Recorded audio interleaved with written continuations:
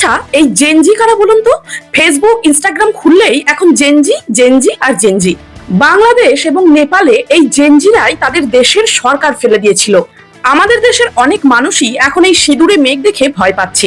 যাই হোক, আসুন জেনে নিই এই জেনজিদের আসল পরিচয়।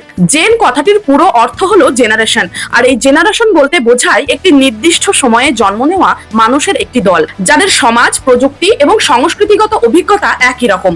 1965 সাল থেকে 1980 সালের মধ্যে যাদের জন্ম তাদেরকে বলা হয় জেনারেশন এক্স। ভারতবর্ষের জেনারেশন এক্স অর্থাৎ জেন এক্স এমন একটি বাস্তববাদী এবং স্বনির্ভর প্রজন্ম যারা ঐতিহ্য এবং আধুনিকতার সেতু হিসেবে কাজ করছে।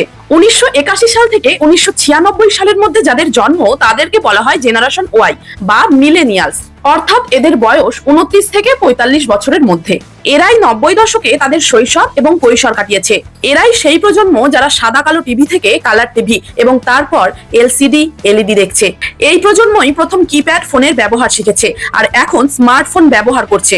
আমাদের দেশে ইন্টারনেট, ফেসবুক, ইউটিউবের ব্যবহার প্রথম এরাই শুরু করেছে। তারপর আসে সেই বহুল চর্চিত জেনজি, যাদের জন্ম 1997 থেকে 2012 সালের মধ্যে, যাদের বর্তমান বয়স 14 থেকে 30 এর মধ্যে, যারা মোটামুটি ছোট থেকেই ইন্টারনেট ব্যবহার করছে আর এখন এআই এর ব্যবহার শিখছে। এরা বর্তমানে প্রায় সবাই স্টুডেন্ট, তাই এদের যে কোনো প্রোটেস্ট বেশি লক্ষ্য করা যায়। 2012 থেকে 2024 সালের মধ্যে যাদের জন্ম তাদের বলা হয় জেন আলফা। 2025 সাল থেকে 2029 সাল পর্যন্ত যারা জন্মাবে তাদের বলা হবে বিটা প্রজন্মের মানুষ। এরা জন্মের পর থেকেই এআই এর ব্যবহার শিখবে এবং এআই এর সর্বোচ্চ সুবিধা নিয়ে বড় হবে। এবার বলুন তো আপনারা কোন প্রজন্মের মানুষ? অবশ্যই কমেন্টে জানাবেন। আর আমার এই ইনফরমেটিভ ভিডিওটি যদি আপনাদের ভালো লেগে থাকে অবশ্যই একটু শেয়ার করে দেবেন। আর হ্যাঁ, আমার চ্যানেলটিকে সাবস্ক্রাইব করতে ভুলবেন না। ধন্যবাদ।